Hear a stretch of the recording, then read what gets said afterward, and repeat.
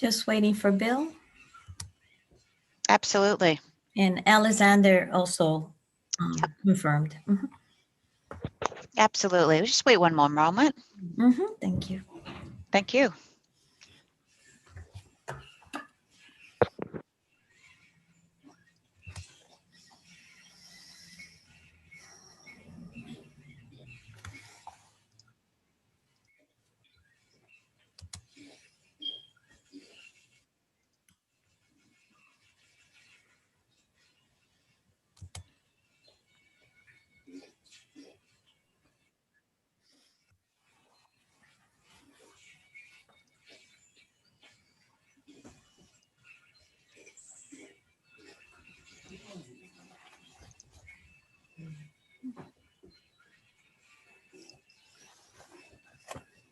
Good evening, Trustee Johnson. Hey, how you doing? Great, thank you. Hey, seeing, Nanette, that it is 5:01, I will call to order the Springfield Technical Community College Board of Trustees regular meeting, Monday, April 26, 2021. Will you please take the roll call? Yes, Mary Kate Murin, Present. Janae McDonald, Elizabeth Posito, Present. Alexander Anderson, Maurice Lindsay, Present. Vicky Krause, Present. Bill Johnson, Present. Jeff Sattler. Jeff Sattler, you're there. I see you. And Max Starks. Present. Great. Thank you so much. Do I hear a motion to approve the regular meeting minutes of March 29, 2021? Do I hear a motion to accept?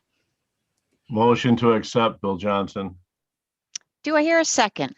Second, Jeff Sattler. Thank you. Discussion. Hearing none, Nanette, would you please take a vote, please, to approve the minutes of our regular meeting of March 29th, 2021? Yes, Mary Kate Murin, Yes. Janae McDonald, Elizabeth Posito, Yes. Alexander Anderson, Yes. Maurice Lindsay, Yes. Vicky Krause, Yes. Bill Johnson, Yes. Jeff Sattler, Yes. and Max Starks. Yes. Thank you. Great, wonderful. We're transitioning right into trustee committee reports. First is our special Board of Trustees meeting that went in conjunction with the Committee on Ways and Means on Monday, April 12th, 2021. Trustee Starks, I thought I would just give a brief overview of that special meeting and then turn it over to you, sir, if that's okay. Absolutely. Yes, absolutely. So as you all recall, we did have a special Board of Trustees meeting. I gave a very kind of high level like I'm doing now. We had a great opportunity to introduce the entire board to Dr. Hopper and the other members of the visiting team from NETCHI. And it was so wonderful to have them jump on to speak to us. Dr. Hopper did speak to the NETCHI process in that it was more around quality assurance and to ensure the institution's fitness for purpose and mission. He commended HTCC for our candor and forthcomingness. I don't know if that's a word. I apologize to my faculty out there, but I really thought it was wonderful. He did mention how well the meetings had gone. And there were a couple of questions just asked from the trustees, but this was more of a high level type of introduction of the entire board to our visiting team. So Trustee Starks, I'll turn it over to you on the Committee on Ways and Means of Monday, April 12th, 2021. Yes, thank you, Madam Chair. Good afternoon, everyone, or good evening, everyone. So we started our meeting with a cash flow projection where there's approximately $9 million at TD Bank, and there's approximately $2 million is projected for fiscal year 2021 year end. We reviewed the fiscal year 2021 revenue and spending report through March 2021. that shows a forecast for fiscal year 2021 revenue exceeding expenses by approximately $2 million. Next, we discussed our fiscal year 2021 facilities report, which shows approximately $1.1 million spent through March 31st, and an additional $2 million expected to be spent by fiscal year 2021 end, with approximately $2 million rolling to fiscal year 2022. We then discussed draft number 2 of the fiscal year 2022 budget and expect a balanced budget for the budget draft number 3, which we'll see next in a couple of weeks. And it's typical process. You know, we actually, the budget was actually pretty close to balanced in the second draft. So we don't expect it being an issue to get to that balanced budget for draft number 3. We then finished with an IT 5-year plan and fiscal year 2022 capital project review, then adjourn the meeting, Madam Chair. Great. Thank you so much, Trustee Starks. Do I hear a motion to accept the special Board of Trustees and the Committee on Ways and Means meeting minutes, Monday, April 12th, 2021? So moved. Trustee Kraus, do I hear a second? I'll second. Betty? Yes, thank you. Discussion.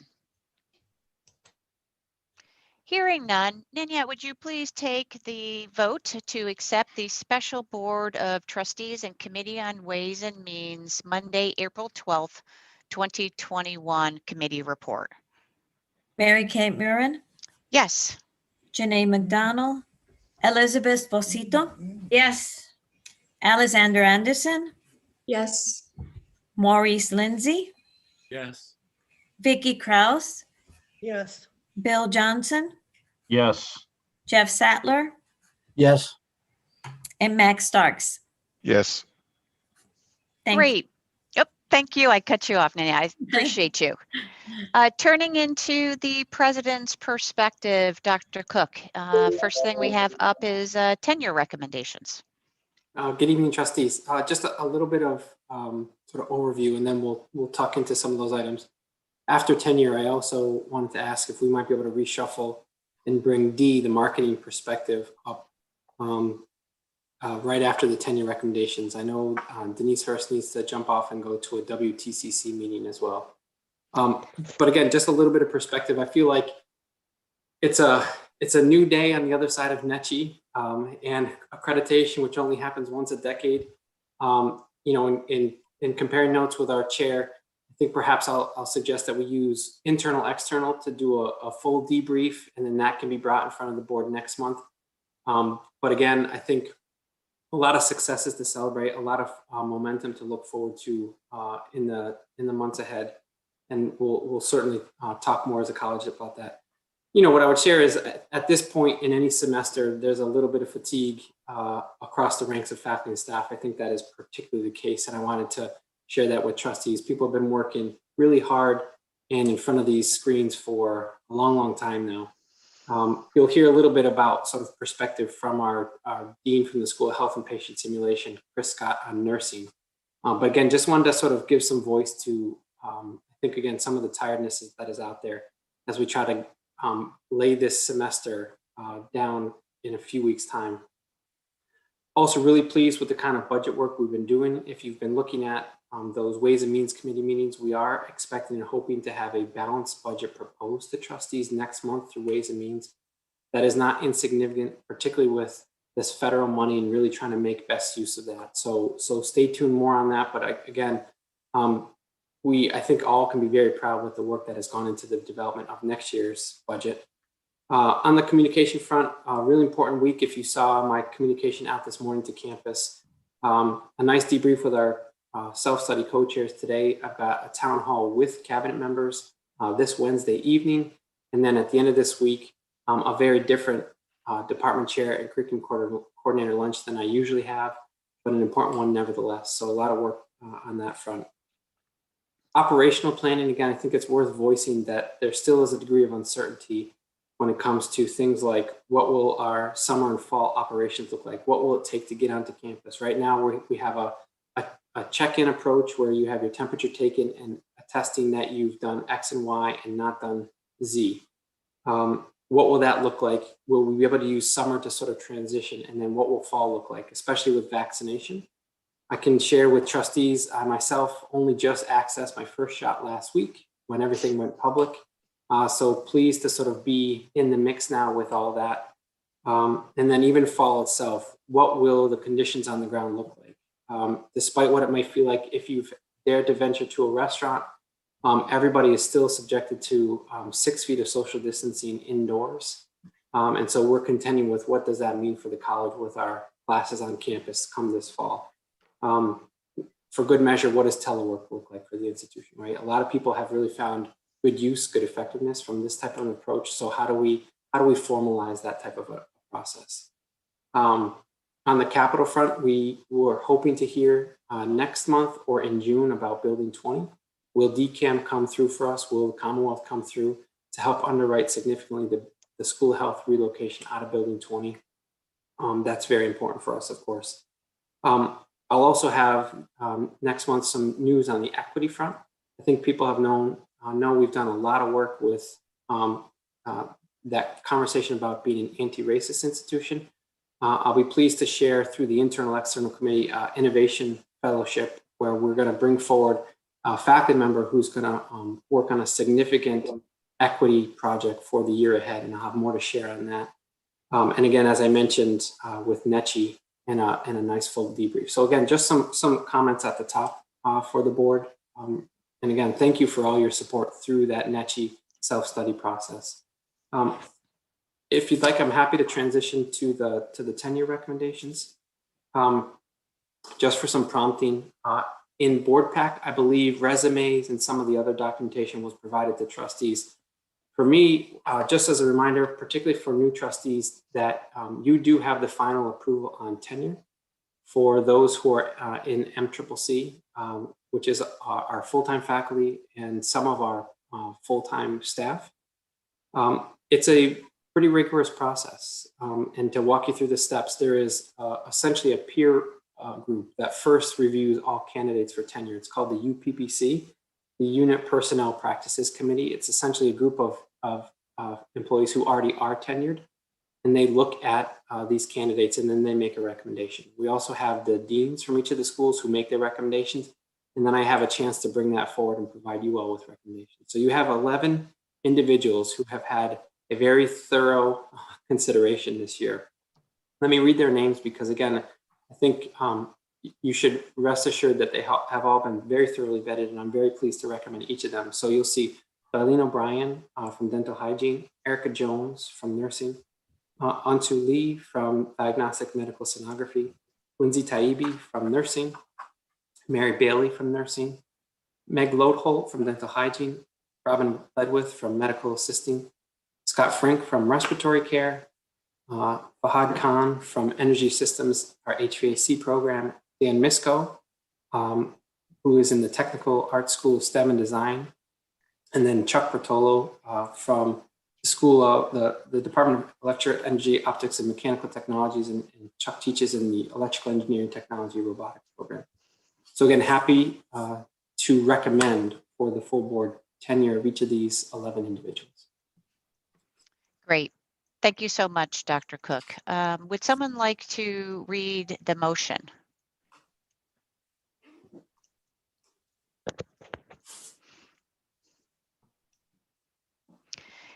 Okay, I will. Oh, go ahead, Bill. Oh, I was going to say I couldn't find it. Yeah, sorry. It's on Move page 12. that the Springfield Technical Community College Board of Trustees, pursuant to the provisions of Section 22C, Chapter 15A, approve the granting of tenure as listed on Appendix A for the 10 individuals. Do I hear a second? I'll second. It's Betty. Discussion. Hearing none. Nanette, would you still please call the roll to accept the tenure recommendation motion as read? Yes. Mary Kate Murin, Yes. Janae McDonald, Elizabeth Esposito. Yes. Alexander Anderson, Yes. Maurice Lindsay, Yes. Vicky Krause, Yes. Bill Johnson, Yes. Jeff Sattler, Yes. and Max Starks. Yes. Thank you. Great, thank you. Trustees, as Dr. Cook mentioned, I just wanted to check if there was any opposition to realigning the agenda and having marketing initiatives in Outlook move up to B, just because Denise needs to jump on. We want to make sure she can get on another call. Just raising that to see if there's any opposition to that. Hearing none, I think we're good. We're going to move marketing initiatives and Outlook into the agenda right now. Thank you so much. Great, and again, happy to tee it up for both Denise Hurst, our Vice President of Advancement and External Affairs, and then Keith Paul, our Director of Communication Marketing. Obviously, an important conversation for us as an institution is sort of our outlook ahead and marketing, and wanted to be sure trustees had a nice perspective on that. So happy to turn it over to Denise and Keith. Thank you, Dr. Cook. Good evening, trustees. Thank you for the indulgence of the committee to allow us to move up in the agenda. I'm happy to be presenting this evening with Keith Paul, our amazing Director of Communications and Marketing. Keith and his team have worked extremely hard to really strengthen our communications and marketing department and have done yeoman's job with respect to being able to shift in the middle of the pandemic.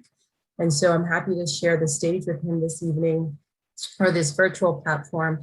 And I'll just highlight some of the accolades that we have been able to accomplish and have been recognized for while Keith has led us in these efforts. And then we'll go back and forth. Keith will give a glimpse of what's to come, what sort of planning we have been doing. And there will likely be an opportunity when Dr. DeBurley presents to go into more detail if necessary. But Nanette, if you could advance to the first slide, that would be fantastic. Thank you. So one of the biggest accomplishments that we are so very proud of is that we were able to garner the award of being #4, the best community college in the US, which is extremely fantastic. And that was given to us by Academic Influence. And you'll notice it's on 91 and 291. And so we're really excited about that. We'll be making what Dr. Cook has called more hay. We have quite a few dignitaries and alums who are making videos, and we'll be sure to put that out with respect to a part of our comprehensive marketing plan. So we've been able to garner that accomplishment, as well as the #2 online business degree, best local college and university, best two-year college for adult earners. And we have another one, but it is currently embargoed, so please stay tuned. But I mention these accolades just because I think it's important to recognize that there is a lot of work that is being done at the institution by many wonderful people to really help fulfill the mission of supporting students so that they can transform their lives. Next slide. Keith. So here is a snapshot of what we're up to now, which carries us through the next fiscal year and even slightly into FY23. The big highlight is the 18-month plan we've put together for the 5 reinstated programs. And I think Dr. Burley will cover a little bit more deeply into that. But it's good. It's great, actually. It relies heavily on digital marketing, and it actually leans into a strategic shift I'm making in the coming fiscal year with additional marketing dollars that we're grateful to have to really double down on program-focused marketing for all programs.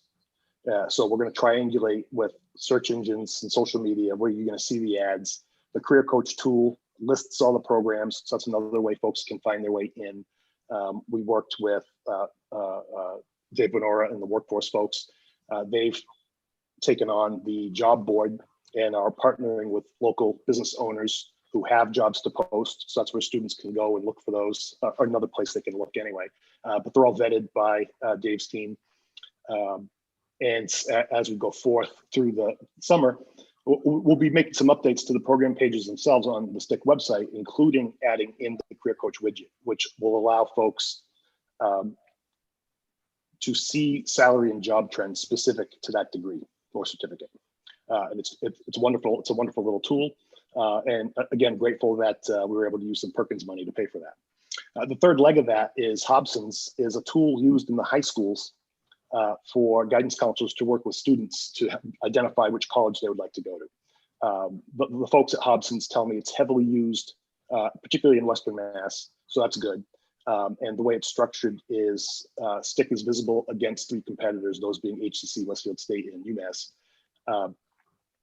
What we've added to it for the coming fiscal year is we are going to roll in all of the STIC programs, and we now have custom competitor messaging. So if somebody's looking at HCC in this tool, I can put a message in there that says, "Hey, did you know STIC's the #4 community college?" You know, and with Westfield and UMass, I can highlight transfer options, you know, to push the affordability message. So I think those 3 things I think are going to really help us. I don't know that historically as an institution we've done well at program level marketing. So that's a major shift that I'm excited to make coming into the new fiscal year, so that, you know, folks, if students and parents are thinking of a particular field or subject, hopefully they'll start thinking of STIC. And as I alluded to, revamped program pages, we've learned that they're heavily used not only by prospective students who are interested in the college, they're also used heavily by faculty and advisors on helping students.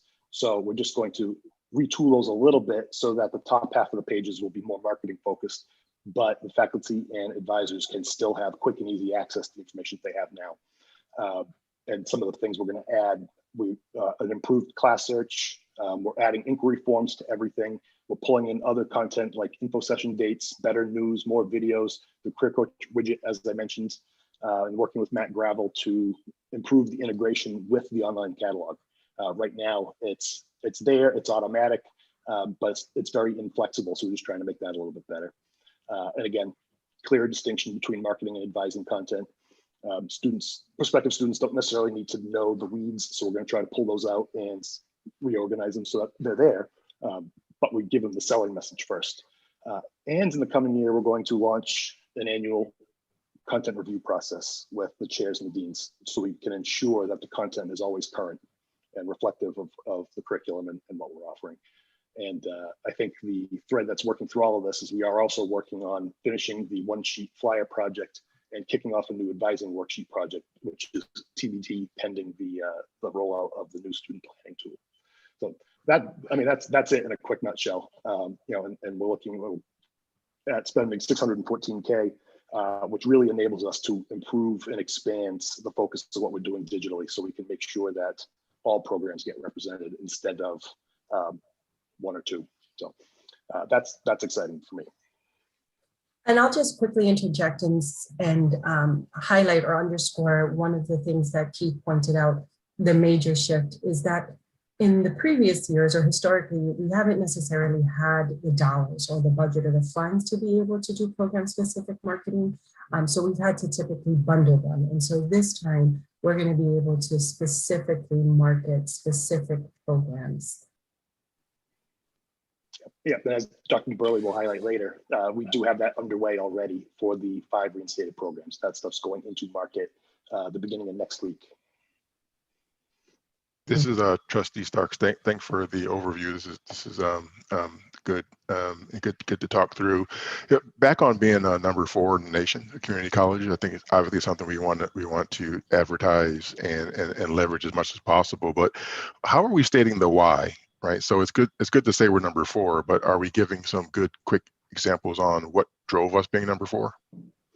Yeah, the organization that put out the rankings, they have a rubric on their website. I can't clearly articulate it now, but I can get you that information. It's they look at a number of factors, including cost, the number of students. The rankings only include, I believe, campuses of over 800 or 1,000 students. But they have an algorithm that they've developed that kind of measures on a performance level who they think is best. But I'll get that info for you so you can take a look at it, and then we can develop some talking points because people will start asking. Yeah, because it's not for me. It was more for when we said, oh, we can ask someone who's looking at HCC. We can say to them, oh, look at STC is #4. My thought was that's great, but we want to also wrap around that why we're number 4, reasons why, right? So I like where you're going though. Just so get a hold of the detail. Don't send it to me. I don't need it. I think you guys can leverage that. So yeah. That's a really good question, and I actually did take a look at it. And Keith is right. There are several factors that go into academic influence, or like Forbes or any of the other ones that do the rankings, as to why or how they determine that you've met such a particular rank. HEC is number 20 on that list. Just saying. Just saying. Just saying. Okay, we can go to the next slide. This is Bill Any other Johnson. questions? Sure. I'm sorry, Trustee Johnson. Yes, please.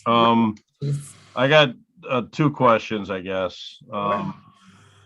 I like the review of it by everybody, but is annually enough? Because if you look at it once a year, by the time you take action, you could be 15, 16 months behind on something. Should it really be semi-annually? No, we've considered that. It was just, we were just looking at how we could roll it out. So okay. I would like to do more than semi-annually, but I suspect some folks might squawk at that. But at least annually, probably semi-annually. Yeah, because that's how I look at it. You just get behind the, and then the budget of 614,000. Is that only for the advertising costs, or does that include salaries and any in-house work done by other departments like printing or? So I'm going to jump in, but I first want to just add to your first question. So like Keith said, it would be great to be able to do that content review more than just annually, but I think it's really important to also understand that there's a lot of cross communication and collaboration that's happening all throughout the year. So although the content review might only happen annually, there are opportunities for us to be having those discussions and to be able to, make amends or modifications based on what, might come up and might necessitate such a change. So I just want to make sure that I impress upon everyone that, those conversations are happening, and they're happening quite frequently, for sure. With respect to the budget, this budget is overall. It does not include salaries, but it includes everything that comes out of marketing, along with any of our freelancers and any of the vendors that we contract with. It also is inclusive of different stick branding and marketing materials, subscriptions, travel. It's all encompassing. So it's all the hard costs. Okay. All right. Thank you. Absolutely. Looking good. Thank you. So I'll just point out really quickly, here are a couple of key publications that came out of the Communications and Marketing Department. And in addition, we do, or I should say, Jim Danko and Keith do Stick Around, which is on WTCC every Thursday morning during Andrew Cade's radio show, where they highlight or talk about something that's happening at the college as another piece of marketing to the community at large. But here are some really great publications that have come out of that department, and really also highlight the great work that's being done by our graphic designer, Carrie Ferrero. And in particular, I just want to point out the NUTCHI self-study, which was a tremendous amount of work that went into producing this really great document that will, in essence, live in archive. And then I know that in the past, we've referenced some of the marketing awards that we have won from NCMPR. These excite me just because, not of any one in particular, but they look part of a family. And that's, a key piece of the branding is you see something on a table on campus, or you see something somewhere in the community, you'll see that it's Stick right away. Absolutely. Fantastic.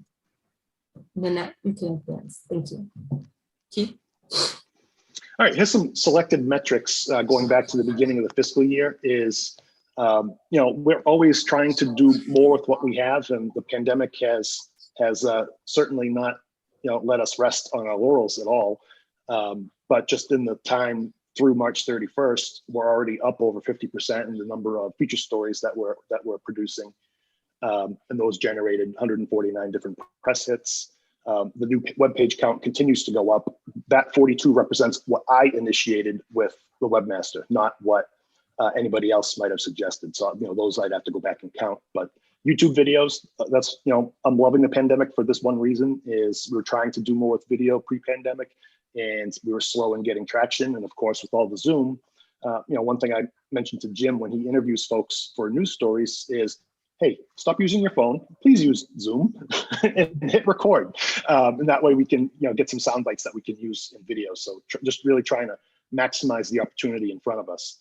And because of that, we're up 42% in YouTube subscribers. And this number is, shy smaller than the number that is current. But really was telling to me of the folks on YouTube, our viewership, 87% of it are college age kids. So, we'd have to dig in a little bit deeper to see how that aligns with the STIC population, or who we're going after, or if they're students or not. But it's very clear the age group who's looking at our stuff. So that's the kind of insight that I like to have. So it helps me tune where we're spending money. And I'll just quickly add that when Keith talks about the videos, we're trying very hard to make sure that we are able to use some of the material that we have in various ways. So for those of you who were able to watch that Nechi video that we played during the appetizer round, that was all different cuts from various videos that we had done over the years. And so, we recently had a panel that came out of Darcy's department, We the Women, and we were able to grab sound bites from some of those women, in particular the alums, and use those sound bites to talk about why STIC, why a student should think about coming to STIC, another way to push the affordability and accessibility message. That's great. We do have a longer term vision that we're going to figure out how we're going to implement, but is how we catalog all these clips so that if I get a request, like let's say it's 5:30 right now, if I get a request for a certain kind of video, maybe we could have it produced in an hour, right? That's the vision. It's just knowing the kind of content that we have available to us, and don't have to worry about going out and using Zoom or going out to film something that we'll have the footage that we can do something quickly with. The next slide. Holly, you can take this one, please. Okay, so this is just a selection. Actually, it's a pretty broad selection of where you can expect to see STIC ads. So the digital ads, we do all the search engines, Google, Bing, and Yahoo. Facebook and Instagram and Snapchat are focus for those. Video ads also appear on the social sites, including YouTube. The digital ads, those I distinguish those from the digital ads above. Those are places where those are websites we're making direct placements versus the way Google works, where it just shows up on whoever's a member of the Google network. But these 4 sites in particular, we make direct buys with. The billboards, about TV, we cover the Springfield market. Radio, we also cover the Springfield market. And if anybody is a hip hop fan, there is a new station in town, 97.3. The Beat. It's part of the iHeart network, and we have been one of the exclusive sponsors of that. So, as that station came online and folks started listening to it, they're hearing our messaging. And I think you trustees will appreciate to know 94.7 WNAS, very good partners of ours, and so is iHeart in terms of covering events that benefit the community at no cost to us. So they've been running radio ads for us for the free dental care that we're offering right now, as well for recruiting to the Gateway program. Since those are free to the community, they're happy to run them at no charge to us. So that's an excellent thing that I'm always keen to leverage. Free. So in print, you can see where we're putting print placements. We do have a regular appearance in the Republican now on Thursdays in the, what's that section called? What can't I remember? The local section. That's not what it's called. Is it local? Okay. It's just a call out for key dates coming up. So right now, I think we're pushing enrollment which has started last week. and direct mail. We do postcards. We have a bunch of addresses here in the city and maybe a few others in the +4 region. And we do a lot of email, lots of email, which is a good segue to the next slide. If there's nothing to But before you segue to the next slide, let me just add two comments to this one. We heard the president just reference earlier this evening about the institution's commitment to equity and to being an anti-racist institution. And so we are looking at our marketing efforts with that lens, and in particular, as Keith has mentioned, really sort of diversifying where we're placing our ads, whether it be on radio or TV, on the Univision channel or in print. We do El Sol Latino. We also do Pueblo Latino, or El Sol en el Pueblo Latino. We have the point of view. There have been times where we have also used the Rainbow Times as well, which has a targeted population, or the targeted LGBTQIA population. And then we also have engaged in doing some sponsorships, and we have a partnership with the hockey team, the local hockey team here in Springfield, the Thunderbirds, and we also have been sponsors of the Westfield Starfighters, which is interesting because they play right on the baseball diamond of Westfield Tech. And I think Trustees Spacito has been there for one of those games.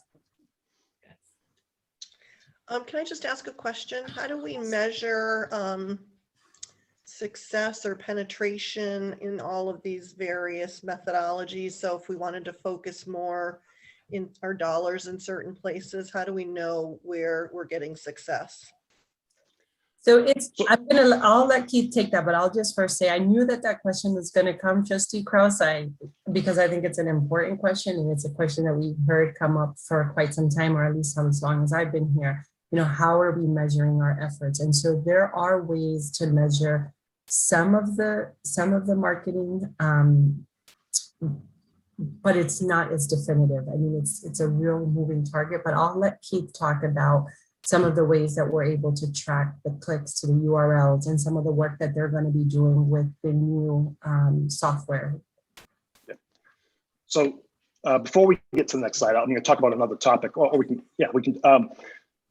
It just worked out that last summer we ran a marketing campaign for the early childhood program at a $10,000 budget that Dean Greco had through some grant money.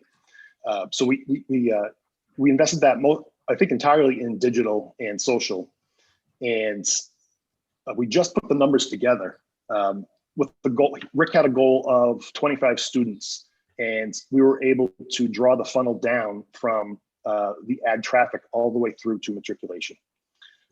That's the exciting part. So we could say for $10,000, we recruited and enrolled 30 students. That's fantastic to be able to measure that. We had to do it very, very manually. And it was only because we just had enough foresight when we set up the campaign to create individualized landing pages for each of the flavors of the early childhood program. And in addition, we did them in both English and Spanish. So because we had a contained area where folks were raising their hand for information or to sign up, we were able to follow that through to enrollment. It was a manual process, like I said before, and Dean Greco actually went through, I think, 8 spreadsheets and compared them one-to-one against enrollment. So it took him a while. My vision for that is on the IT list somewhere. Vice President Kozlowskis can chime in, is we are looking into a new CRM so that I can do this kind of work with the push of a button. So we set it up ahead of time. I'll know, after a period of time how effective this can be. Right now it's very manual. But that last slide there, John, is another example of this. Is each semester, Matt Gravel and I work together. He generates me lists of over 4,000 former students, stopouts, and we target them each semester with just email to encourage them to re-enroll. And as of when I created this slide deck, which was probably a few weeks ago, we had 108 re-enrolled, which was great. when we did 60 the previous year. So we're definitely going to keep doing this, just really pushing students to come back if they've left us for whatever reason. And what I like about this, we do know that it is specific, mostly specific to the campaign, in that, Matt gives me the list and we go through and see who takes action based on the emails. So I'm confident that there are more than 108 who have re-enrolled. I couldn't tell you how many, but, well, actually we could. Matt would be able to generate a report based on who didn't respond to the campaign, or who didn't get the campaign. So this is what we're excited by, just because it's fishing in our own pond. So it gets students back to campus. Yeah. So Keith, just to go a little bit deeper into Trustee Krause's question, is that, we need to be able to measure success. And I'm sure that you can have like click opens, right, and email opens and some of that. But as students are applying to STIC, do you ask them, like, how did you hear about us? Because if they were to reference one of the placements, then that would give us some data. But I think to the question, we really want to understand what is the metric for success, and what you will be using in the short term until IT comes with that new CRM that you did mention. Yeah, right now we have to rely on directional data outside of these specific use cases where we can put in some mechanisms that we can capture everything. So some of those include, we do look at Google Analytics and we measure year-over-year growth, sometimes semester-over-semester growth, trying to annotate for any anomalies through there that might cause extra traffic. That's the easiest way. And then when we get into different tactics in the marketing realm, some are easier than others. Some outdoor placements, TV placements, those are kind of hard to measure unless you have a massive campaign with a specific URL you can measure. But that, in that world, you're talking hundreds of thousands of dollars on a single ad. Other ways we're working at is with WMAS and the iHeart stations.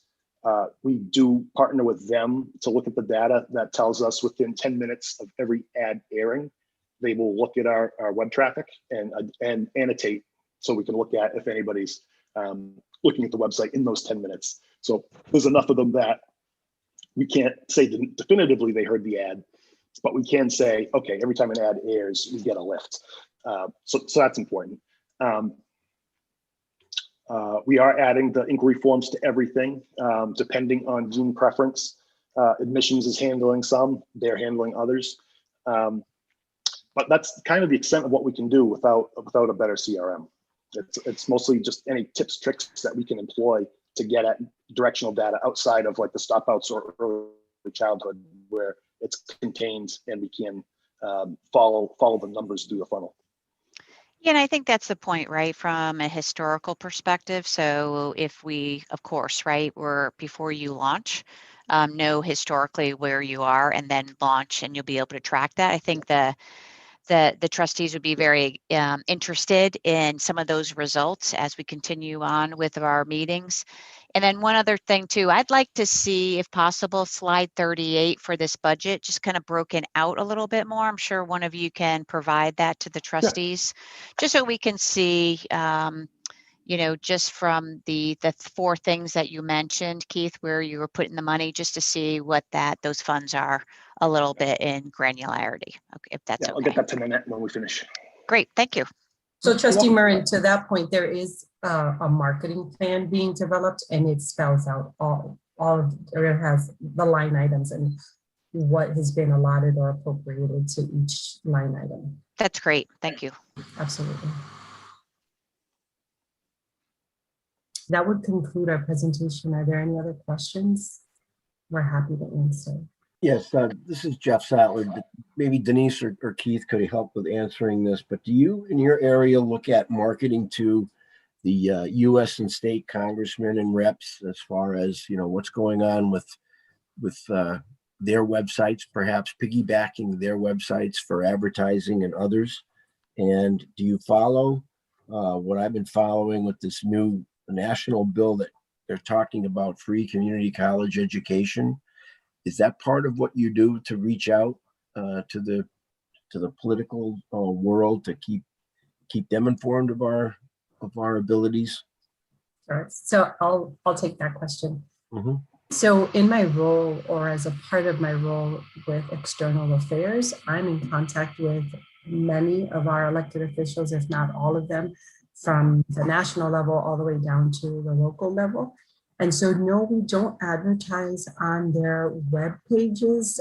I've not seen that before, Trustee Sattler, but we delve a bit into that and see what that might look like, what that might entail.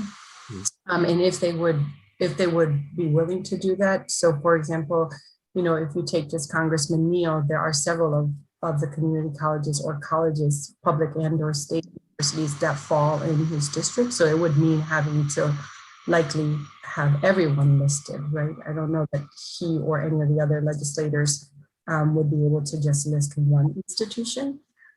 What I can say is that we are not shy about calling on our legislators and having continuous conversations with them about the importance of STCC, and not just to Springfield, but to the region, sharing with them all that is happening, whether it's our concerns with infrastructure or with sharing with them that we've garnered, the #4 best community college in the country. We have had many of them who have stepped up to make videos that we could use in our marketing materials. And we've also invited them to legislative breakfasts. We invite them to tour our facilities, and we also ensure that they are, speakers on panels, as well as speakers for our virtual commencements and even our in-person commencements in the past. So we, I think, in my opinion, do a really good job at keeping in contact with our elected officials, for sure, locally, all the way up to the national level. I have been following the Dream Bill. I'm sorry, not the Dream Bill. I have been following the bill around the community college, as well as some of the other bills, such as the Dreamers Bill, and recently sat in on a session for the president not too long ago, where there was a national convening of colleges to talk about the different legislation or legislative priorities under this new administration. So STCC is at the table for those conversations. Thanks, Denise. Absolutely, great question.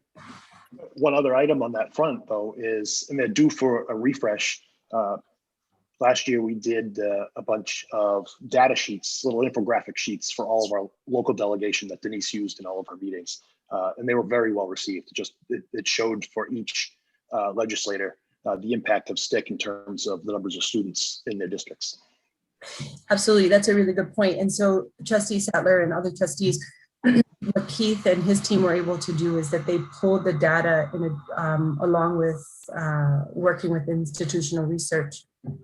And they were able to pull how many students from STCC are in, for example, Rep. Williams's district that have enrolled at STCC, what high schools they graduated, where they transferred, and what were their majors. So we were able to get really granular, and we pulled all of that data for all of the state legislators all the way up into the Berkshires.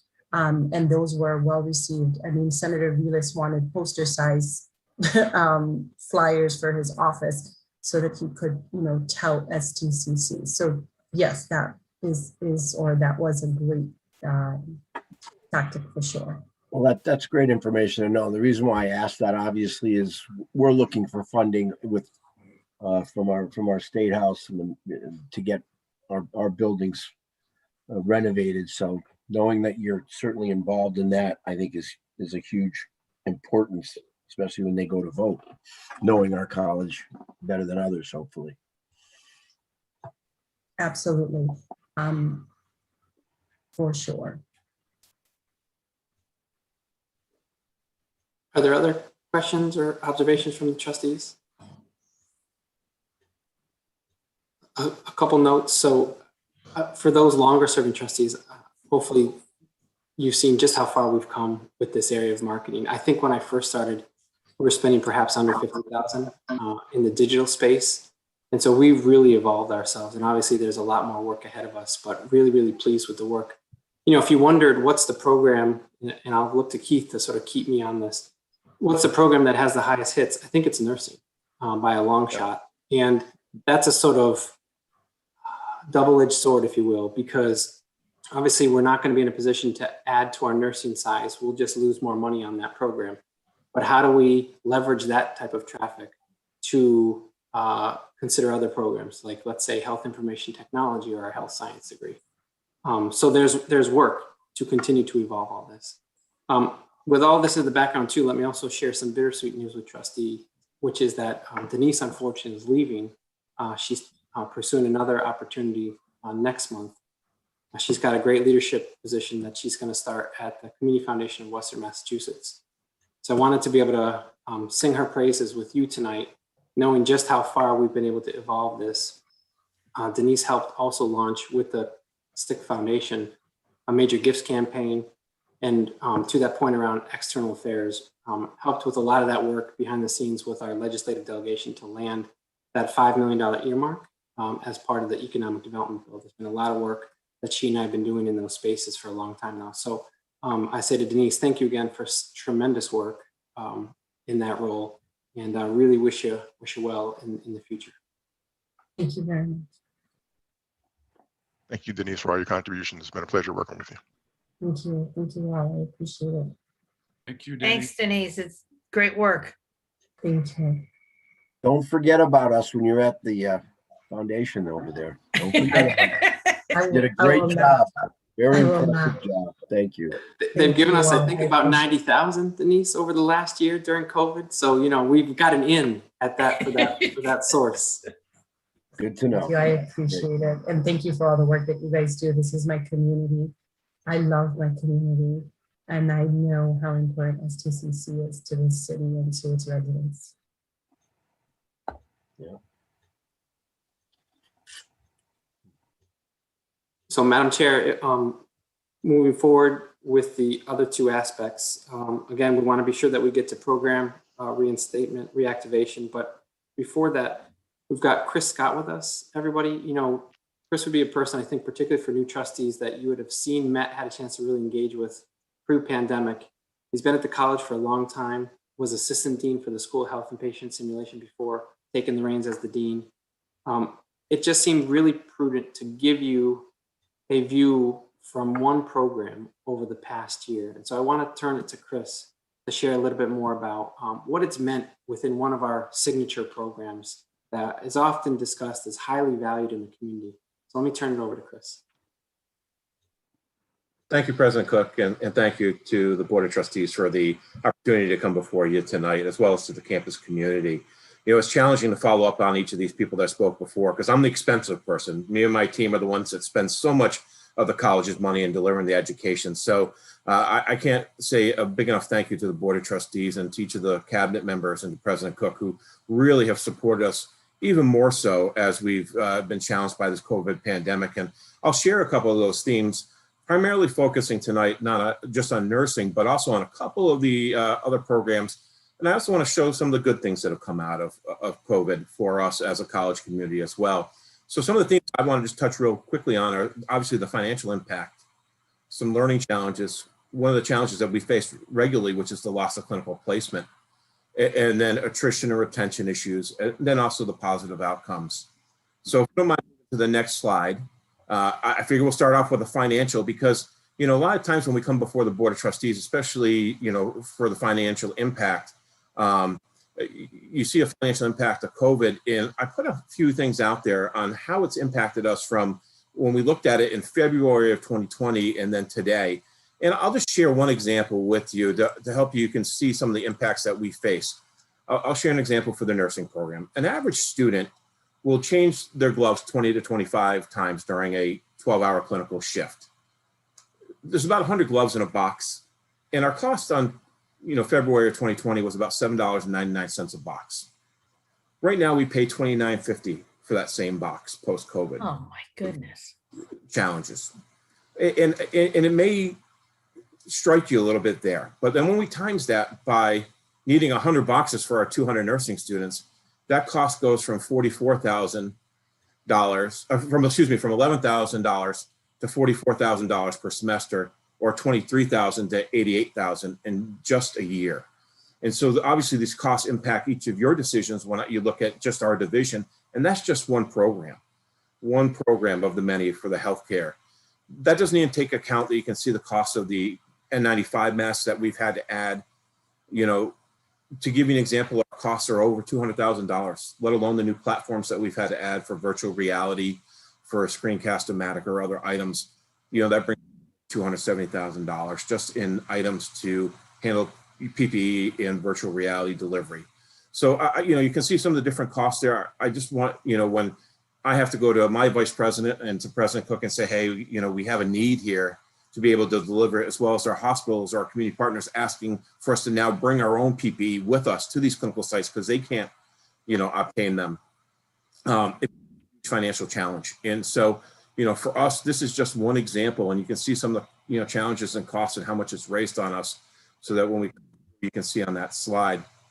And so really there was a huge financial impact. And as we move to the next slide, I want to just real quickly talk about some learning themes that have also come as an impact. You know, for each of you, many of you have experienced these, or you've had family members or friends that have experienced them. But when I talk to our faculty and I talk to our students and we talk about what have been challenges for them, what has made them either engage and come into the program, or ask to delay to come into the program, or unfortunately had to leave the program. Obviously, we've had students with medical issues. One of the things we're challenged with is that for each of our healthcare programs, we have a separate accrediting body that oversees the program at the programmatic level, and they have requirements, including thresholds on attendance. And while there's been some flex by some of these accreditors, there's only so much. And so we've had to be challenged by, if a student does get COVID, how long do they have to be off campus? How long are they going to be out of clinical? Will that clinical partner allow us to make up that clinical time? And some partners have worked very well with us and others have not. And so that's really a challenge. Also, many of them are already essential healthcare workers, you know, that are in entry-level positions, and they're being pulled to work overtime. They're being, you know, held. And so now they have less prep and study time, and sometimes they're missing classes. Let alone that many of items that we've talked about, you know, throughout the college, that, you know, there's a family life, a work family life component, and that they're also trying to balance their children and them being remote and trying to have childcare, arrange their schedules. And that a lot of them may be digital migrants still, and therefore they may not have a comfortability with that remote learning. You know, many of our students, and I'll mention it in other slides, are really hands-on or kinesthetic learners, and they need that hands-on component to tie it all together to really hit that effective domain. And so they struggled with the online environment. And if we can just, you know, move to the next slide. You know, some other themes that they had shared with us, you know, and it's been, you know, it's really that your online component, the comprehension of learning, really with some very complex information that they can't say after class as easily. They can't have that interpersonal or draw out a diagram that they once had. We've tried to overcome it with the virtual environment, but that interpersonal communication one-on-one has been challenging, especially in these areas. They weren't prepared to go to that course delivery focus for many of them, especially for this year still with our pivot to online learning. And there's more students than ever that are at risk, and our faculty have worked so diligently to really try and take time to make up for what has been lost from the in-person learning environment. You'll hear that our faculty want to get back on campus. They're eager to get back on campus, that they need that in-person learning and a lot of group exercises. A lot of our nursing success has been in the hallways studying. Our students spend a lot of extra time in the library, in the hallways, studying before and after and off days.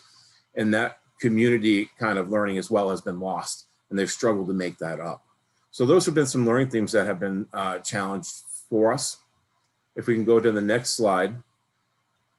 One of the biggest things that, you know, we came before the Board of Trustees, because this was already starting pre-COVID last year and we had to raise the health fees, was we've seen a decrease in our clinical sizes. You know, many of the hospitals are asking for decreased groups. Originally it was down from 8 to 6, and now some of these clinical groups, they want them down to 3 to 5 per clinical instructor. That's cost us to have a 150% increase in need in like nursing clinical instructors, which is a huge impact when we start to talk about costs. Chris, real brief, just sorry, if you can share with some of the trustees not familiar with clinical, we use the term clinical all the time, but can you give just a quick thumbnail sketch of what that is and why it's so important in these programs? Sure. So our learning methodologies focus obviously in the traditional learning environment of a lecture hall. Then each of our programs has an in-person lab where we really tie our skills together and they get repetitive practice on a skill such as, patient assessment or IV therapy or Foley insertion. And then they go into sims, where they really tie it together, where they have to interact with a person. But really the capstone of pulling it all together is the clinical environment where they are out in a long-term care facility. They're in a nursing home, they're in a rehab setting, they're in a hospital, and they're all different types of units from adolescents to, the emergency department to an on floor. And they're getting hands-on side by side with a nurse, as well as a clinical instructor that is a nurse that oversees all our students. And they get to really practice on live human beings under, the safety of a clinical instructor. And that's key to their learning, to tie it all together. And there's a tremendous amount of cost to that. And we've seen that size have to decrease. As well as we've had a loss of clinical sites has been a challenge. There's also thresholds by the clinical body. Our clinical body, which is ASIN, our accreditation for nursing education, only limits so many hours that can be done virtually or via simulation. And we are fortunate at STCC that while it's a key part of our learning methodologies, we haven't maximized that completely to give us that wiggle room to allow us to be able to make up things if we're lost, whereas other community colleges have struggled and have contacted us, their students have contacted us to see if they can finish out our program because they're not finishing on time, that they're delayed by 6 months a year toward their graduation. So it has been a challenge. I listed in the slide some examples for you that, for instance, some of the hospitals have shut down completely to us. Holyoke unfortunately chose to shut down all their clinical rotations for all their students. That impacted not just us, but some of our community college counterparts, and it still remains closed to us. Soldier Home was a major site for us, for instance, and we are just starting to open that door back up. And many of them had fear, that they invited other people in, such as students, that it could increase the risk of COVID exposures to their patients. And so we've had challenges in doing clinical rotations. And so fortunately, with the help of, our cabinet and our college leadership, we've been able to make some pivots to increase simulation. We've increased into virtual reality, with Oculus headsets, and tried to deliver other means of learning to benefit our students and deliver it because it's important. We have to make sure to hit our thresholds for pass ratios to keep our accreditations. But at the same time, focusing back on the clinical instructors, we also are tasked with trying to find clinical instructors, and that's become more of a challenge, especially in nursing. Because of the job requirements, the level of degree is now moving to where it has to be a master's prepared nurse and a master's with a nursing degree, not just a generalized master's. But they're also burnt out because they're working their regular job, a lot of times with mandatory overtime, their childcare and work-life balance. So it has been a challenge for our nursing program for COVID, as well as many of our allied health programs. And to that next slide, if we could go to it, attrition and retention. This sort of is a telling slide. And I want to share this with you because there's some of the greatest impact, and then there's some that are obviously less impact. For nursing, we had 102 nursing students admitted. We're down to 72 already. A typical attrition is between 20 to 25%, but we're still a little heavier than normal this far into it because the second semester hasn't ended. And it's 25% at the end of the program. So after 4 semesters. Right now for the fall 21 cohort, we're already at the plus 25%, and we're not even finished with the second semester. And a lot of that goes back to the items that I mentioned from faculty and student and staff themes of why that has occurred. Least impacted has been dental hygiene. I know one of the questions may come, well, why? Well, we have our own clinicals, so we have our own dental clinic on campus. We were challenged in getting patients. Fortunately, the college was able to quickly readjust. We offered free dental care. We advertised, thanks to the great job by marketing, communications team. We got our patient influx back and we're able to treat patients, get those students completed on time. But we do face, a tremendous amount of, challenges, from, for instance, occupational therapy. If there's less surgeries that are elective, there's less rehab patients, there's less rotations, and our students are delayed in graduating. But as we said today, nursing, this is a great example. of where we've been impacted. One of the other things that I did want to take a little time is show how students are impacted on a daily life. So, you know, come June, when we restarted to repopulate campus, it was a tremendous team effort. I can't stress that enough, a team effort from everyone on campus. So many people on the calls here, from IT to human resources, to the faculty, students, and staff, being a part of a conversation that was originally led by President Cook to try to get us to be able to repopulate the campus. We've invested heavily on temperature checks, you know, to get us through, to make people feel comfortable on campus to return. But the challenges of social distancing have cut our lab sections, for instance, from 12 to 18, sometimes down to 6 to 8. And we've really had to pivot in many different ways. But I think it's important for you to visually see what a day in the life is of a student going through it, having to be tested for a mask, what it's like to be in a learning environment and socially distanced. So this is a short, you know, 1.5 minute video, and I'll finish up with the slides so that we can get to Dr. DeBurley's presentation. But if we can just show that video real quick, I think it's important for each of you to see what the day in the life of a student here is on campus. It starts with some pictures of the repopulation committee hard work on getting us to where we could get to campus. And then it focuses in walking in the building of Building 20. So if you don't mind sharing that, that'd be great.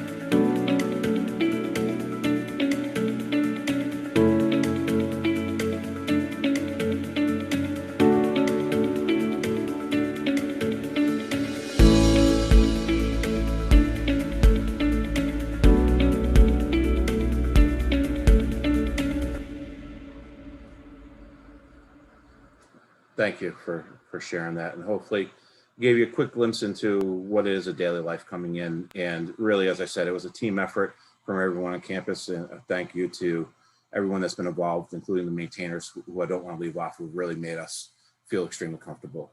To finish my presentation, I just wanted to mention a few positive outcomes. You know, we talk about so many negative impacts of COVID, but some of the huge things have come out of COVID that have allowed us to learn how to deliver education in different manners, and a lot of them positive. We've invested heavily in iHuman, for instance, for nursing virtual simulation, and the students get quite a bit of one-on-one time with the faculty with this iHuman experience, which is a virtual simulation. To them, it may be a little bit of almost like a video game where they treat patients and they get feedback and they have the lung sounds and they have to manipulate the different equipment over the patient.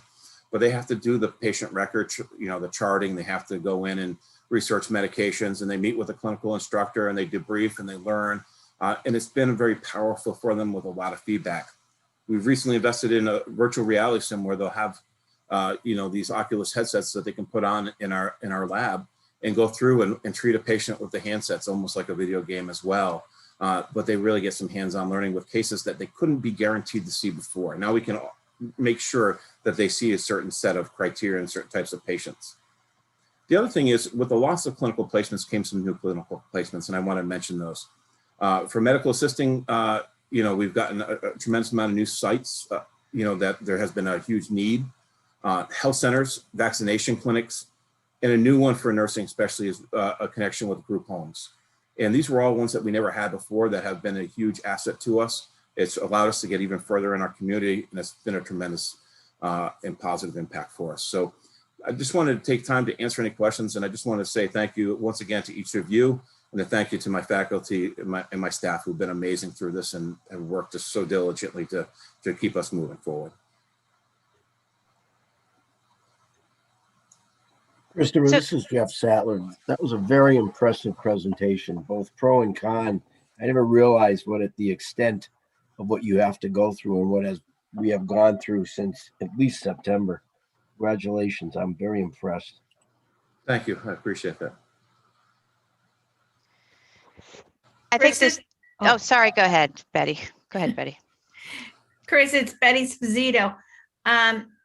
How are you looking for numbers for the fall to start, the fall semester, incoming freshmen, your second year students? How are things looking? They're looking good for applicants. One of the challenges when we look at it is we do it on an objective rubric format. And so we look at the strength of the student as well. And it's very objective in nature for fairness and equity. And that's really important to us with the nursing program and all our programs. We have good numbers for enrollment. We have a lot of students that had deferred that have asked to come in this cohort, which is also great. That were strong students, so we're excited about that. We do have a full class coming in.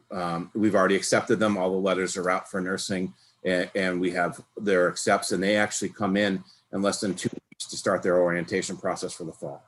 Wow, great, good, excellent presentation. And I was in awe when I saw the costs of, and that's not fluff. Those are needed things. So that's just amazing.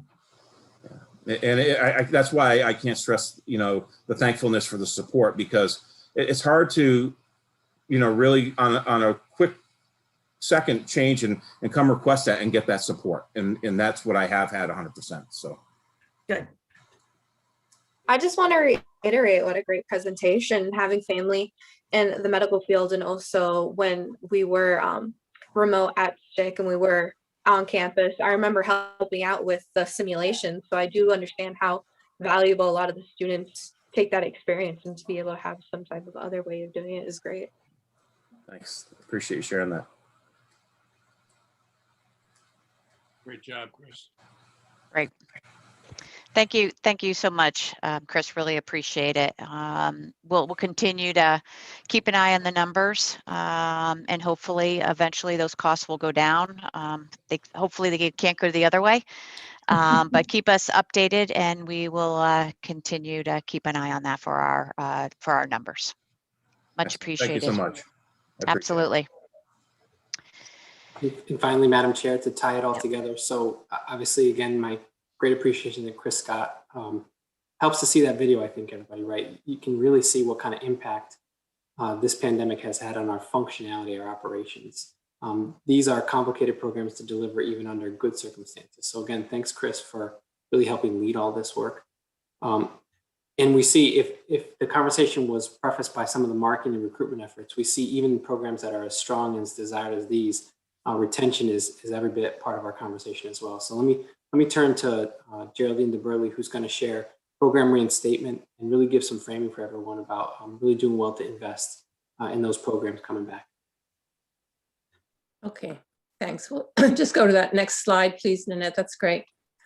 So just to let you know, we've gone through the process and secured the approval from the Department of Higher Ed for the reactivation of the 5 programs that are listed there. And the plans are, so let's go on to the next slide. So recruitment for the fall 2011 start for 4 of these programs is underway. That includes admissions, reaching out to the approximately 58 students who had applied but never completed the application. So last year in 2020. So Admissions has reached out to them with a survey to see what their interest is. Only 2 have replied so far saying that they're not interested at this moment.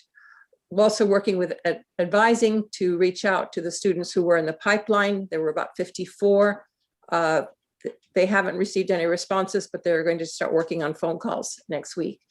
The one thing I do want to bring Chris in on is that as we look at the numbers and look at dental assistant over the many years, one of the ideas is that the dental assistant program has had tremendous attrition and actually very poor initial enrollment, which I'll finish the last slide on.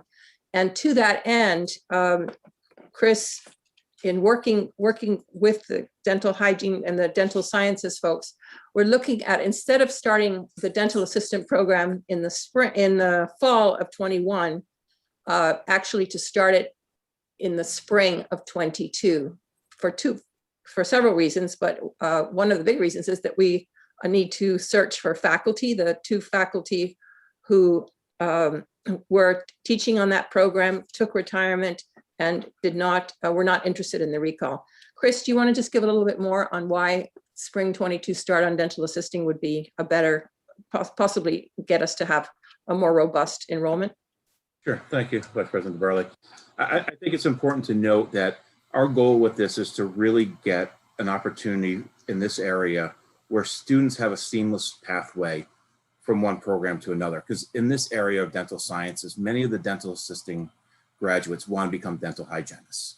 And we want to be able to set them up for greater success in building stackable credentials that become a pathway for success for them to get to their ultimate goal.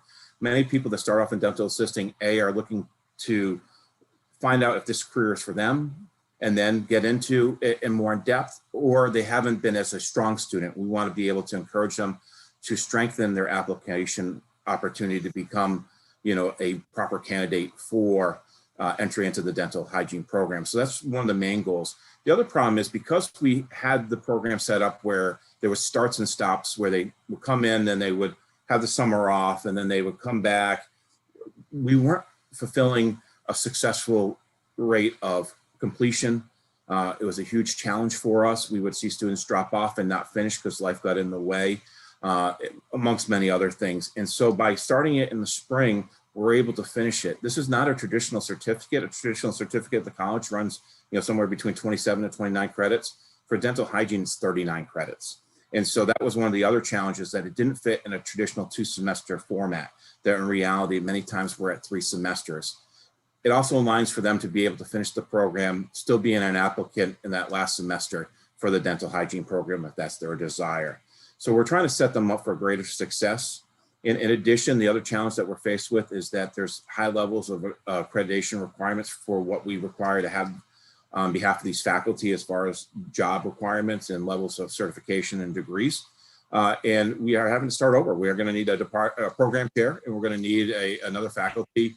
One of the nice things that we were able to do with this transition is have that second faculty member spend time in both programs, so that they have a connection, and the students have a connection between a faculty member that is well versed in both programs. So we want to set these students up for success, and that's really the goal. And starting it in the spring and keeping it in the spring allows for the students who really want to continue on to get able to get that chance to be successful. So that's really the goal. So just a quick question. I guess I understand that you don't have the faculty, so that seems to be the driving issue. If it's 3 semesters, I don't really know why starting in the spring makes a difference. I mean, fall, spring, and summer, what's the difference between spring, summer, and fall? It's a great question. It's the clinical. So they have a clinical component, and what happens is there's not as much of a learning loss between semester 1 and 2, but between semester 2 and 3, where the clinical is in the 3rd, there's too long of a pause and they lose the information, and we're having to do a tremendous amount of reteaching between semester 2 and 3. So the students would actually be able to go out on intersession and start the clinical, so there'd be no pause from semester 2 to semester 3. Whereas traditionally, if we didn't want fall, spring, they'd have the whole summer off, and then they would start back in the fall. So that's really the goal, is to try to get them with a very short window of a pause between their last semester of didactic and clinical, because their clinical is not concurrent. Instead, it's at the end. So they can't get their clinical in the summer. We have never been set up for the summer, and with vacations, we really struggle with finding clinical opportunities because we don't have our own internal dental assisting clinic. We have only our own dental hygiene clinic. And so most of the clinical partners, when we talked to our dental advisory board, did not want students during the summer. And do our dental clinics not need dental assistants? So they do. Our dental clinics at the college are only in preventative. They're not in restorative care. Mhm. We just do the dental hygiene. So they're doing cleanings, they're doing the whitening, they're doing the fittings, but they're not doing, you know, crowns or fittings within our clinic. At one time, we did have the Western Mass dental clinic, and it was part of Holyoke Health on campus, but not been with us for about 4 or 5 years at least. Thank you. Chris, who would you consider to be a good resume or candidate to be a teacher for that program? Is it a retired dentist or? No, so the Commission on Dental Accreditation gives us the standards that we're required to fill. And so, for instance, they have to have a minimum of a baccalaureate degree. They have to be registered as a certified dental assistant. We can put it preferably to also be a dental hygienist. The faculty that's going to go between both programs will need to have both certifications. They have to have what's called a license permit L to be able to instruct. They have to have certain teaching methodology courses through the Commission on Dental Accreditation. So it's spelled out in 3.7 on the dental assisting accreditation, manual.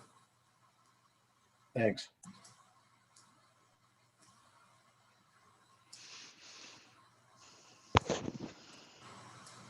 Okay, thanks, Chris, so much. You're welcome. To the next slide. So some of the recruitment strategies are sort of listed on the next 2 slides. Some of them, of course, Keith had touched upon already. I do want to stress the importance of the student affairs, the academic affairs collaboration, and also, of course, partnering with faculty, the outreach to school counselors, which is done by admissions, the pipelines I've discussed, as well as the advising. So those are really working through the advising office. Looking at advisory boards to see what members of the advisory boards have as suggestions. Again, reaching out to industry and community organizations.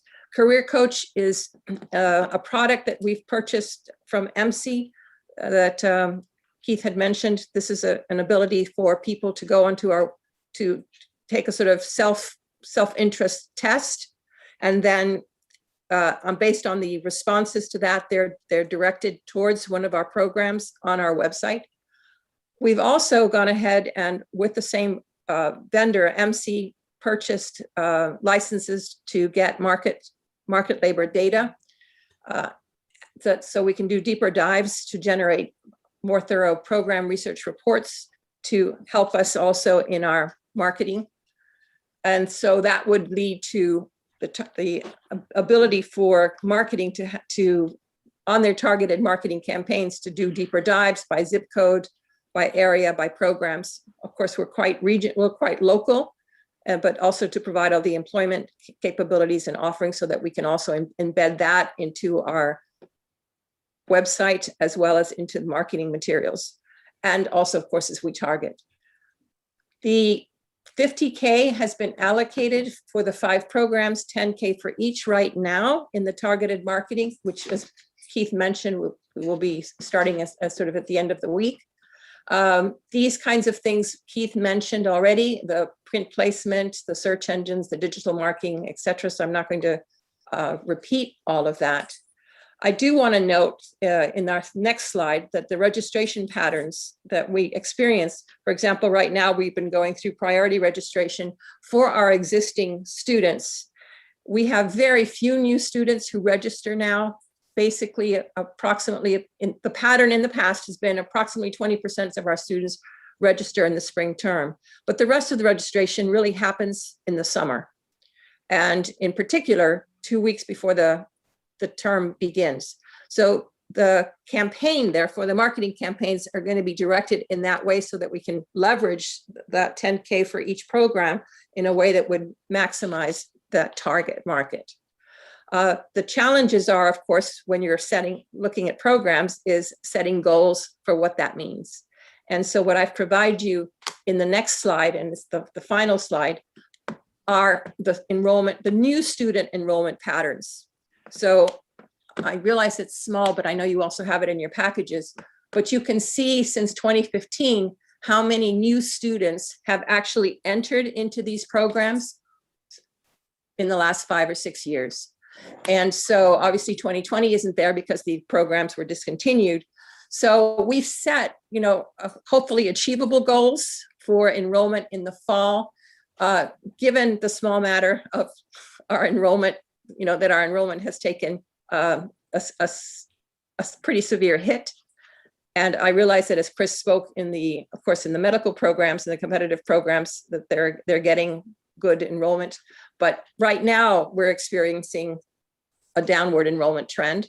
We don't know how that's going to be as the fall comes and what happens to those. The courses are all up. We have approximately 21 courses that are listed. So all of these programs are up, the websites are up. The 21 courses, 8 of those have accompanying labs. Right now, in those 21 courses, we have exactly 4 students enrolled in those programs. In the 4 programs. The dental assisting is not up. It's explained we're really going to do a heavily targeted marketing with a spring rollout, and hopefully that will bring in more students.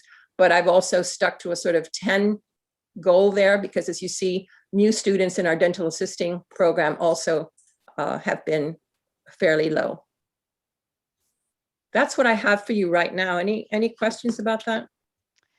Yeah, just a quick one, Dr. DeBurley. So the school year in the fall is it August or is it after Labor Day? Yeah, you're on mute. Is it the day after Labor Day? Okay. So historically, 2 to 3 weeks, right, prior to the start is when we'll see, hopefully, those numbers rise. So it gives us a little bit of a ramp up. Yeah, we get about 20, we get another 20%. So we have students who start, who are enrolling throughout the summer. But then we get a bump of about another 20% in that 2 to 3 weeks before the beginning of term. Okay.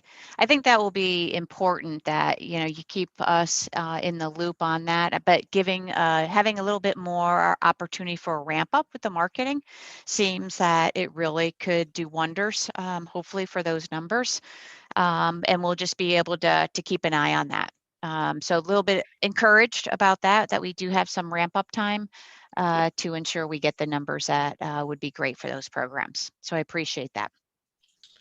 And just how did we determine the allocation of the 600,000 in terms of designating 50 towards these 4.5 programs?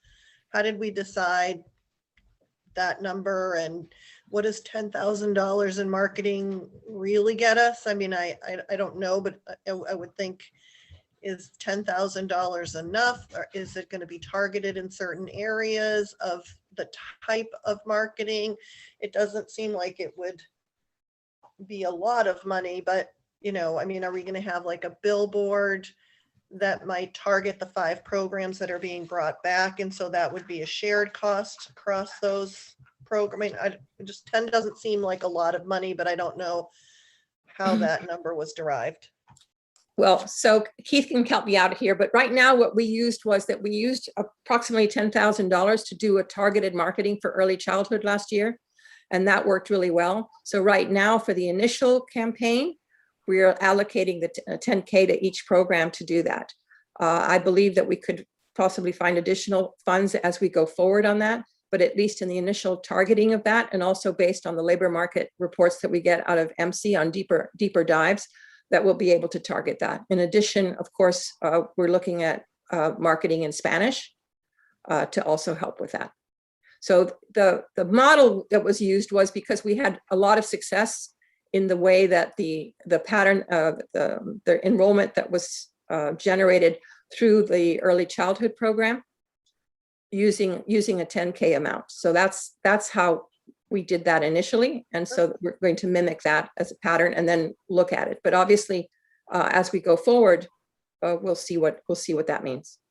Great. And what were there targeted types of marketing for early childhood? Yes. Keith, do you want to talk about that? Yeah. for early childhood, we did a combination of things where I forget the source. Dean Greco can remind me, but he did have a mailing list, so that was at no cost. Where the cost came in, though, we went heavy on social media. That's where most of, I think, the activity went, driving to specific landing pages over a 2-month period, which carried us through. A lesson I learned in a previous job was, folks are not necessarily ready to sign up when they see an ad. So, we kept it running. So as Dr. Burley's mentioned, going with the 10K model for the other programs, we're going to launch with a huge 2-month blitz focused on Hampden County with a lot of digital and social ads and video ads. And the way we were able to kind of keep some of the costs down is we developed the static ads in-house, and the videos are being done by our digital agency. So, but we're coordinating the two so that they're all one and the same when they see them. So we'll see how it goes, and then we can adjust. But in terms of the budget, an extra $50K was allocated out of this year's money to fund that initial effort. Keith, let me double check. I know we've got 50,000 slated to really start the underwriting. And again, we've got that great case study from early childhood, but I believe we have another 50,000 next year. I'm just looking to Andrea, right? In your 600,000, do we not have a second $50,000 to really try to help see this through for next fiscal year as well? Andrea, do you want to jump in? Yes, there's 50,000 this year and then another 50,000 in FY22. So this year is, if we're not going to start this marketing until the summer, it was what it sounds like. Next week, the beginning of next week. Okay.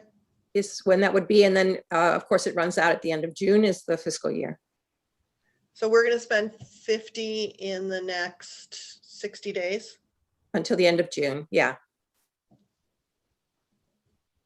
So that I assume is more than just digital ads and those sorts of things, because and I don't know what the time frame was, but it sounds like we're really spending 100,000, 50 of it very targeted in a 60-day period, and then another 50 over next year. Like, what are we going to do for $50,000 in 60 days? So all of this will have to go into the peaks of when the enrollment trends are. Obviously, it doesn't do us any good to be advertising after the term has started.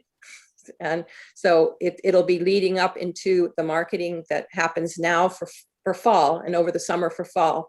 And then I would think mid-November, Keith?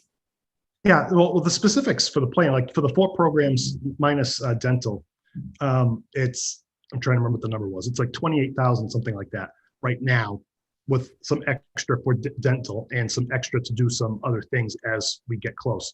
What we're doing immediately next week is all of the social and display advertising on search engines.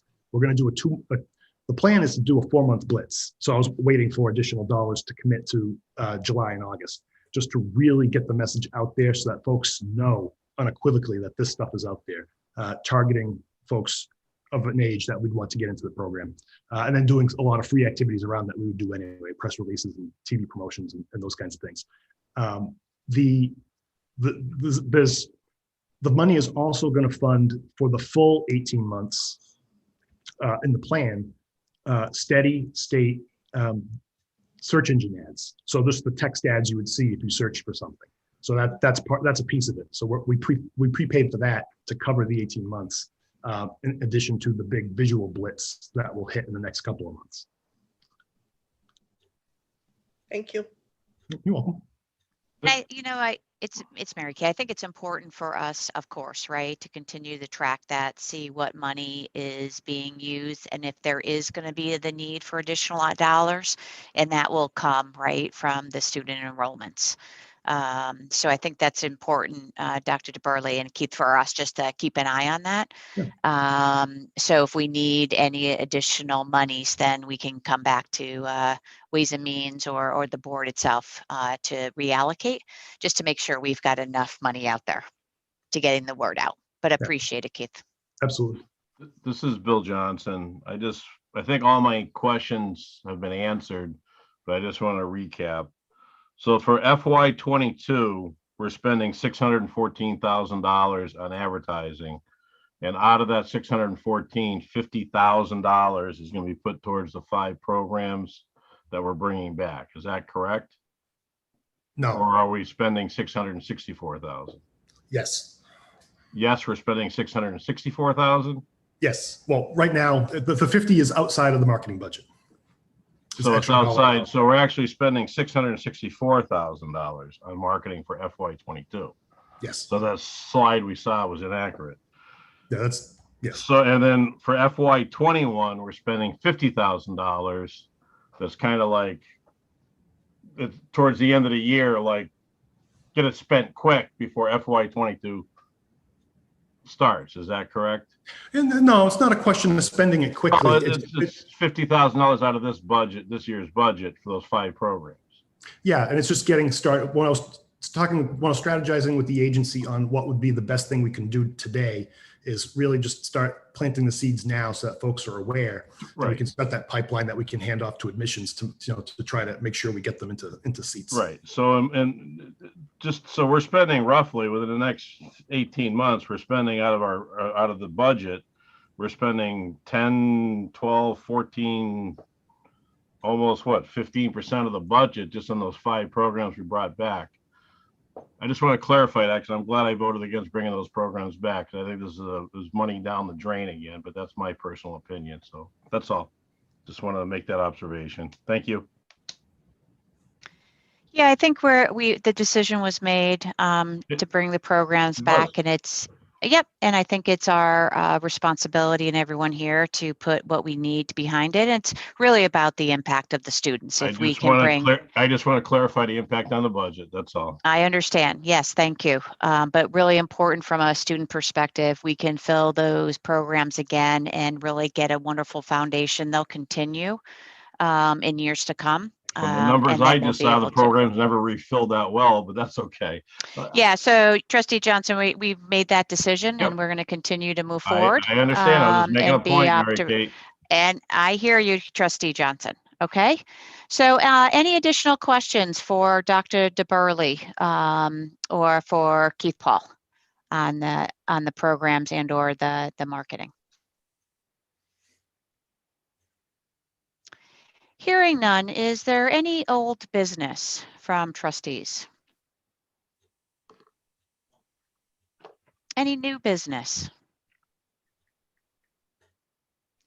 Just quickly from my my report, once again, want to thank everyone who participated in the Nietzsche self-study. I think I'm just going to be thanking everyone. I know it was 2 years. There was a lot of work, and appreciate the trustees' participation in individual meetings, and of course, our faculty, staff, administration, and the students. And one other thing, as part of one of the commitments that did come out of the report is for us to really kind of do a deep dive into our bylaws, committee charges, and mission statements. So I'm going to be speaking to Trustee Sposito just to set up kind of a small working group, if we can kickstart that over the next few months. In preparation for when we get together for our retreat in September. Be a wonderful opportunity for us to align around some of the working groups, the mission statements, committee charges, and to really help get those a little bit more robust. As you recall, that came out of the readout from Dr. Hopper. So with that, our next board meeting is Monday, May 24th. 2021. Do I hear a motion for adjournment? Motion to adjourn, Bill Johnson. Do I hear a second? Second, Trustee Starks. Great, thank you. Probably no discussion. Nanette, would you please take the roll to adjourn tonight's meeting? Yes, Mary Kate Murin. Yes. Janae McDonald. Elizabeth Sposito. Yes. Alexander Anderson. Maurice Lindsay. Yes. Vicky Krause. Yes. Bill Johnson, Yes. Jeff Sattler, Yes. and Max Starks. Yes. Thank you. Great. Thank you, everyone. Have a wonderful evening and we'll have a good week. We'll see Thank you you. real soon. Thank Thank you, you so Chair. much.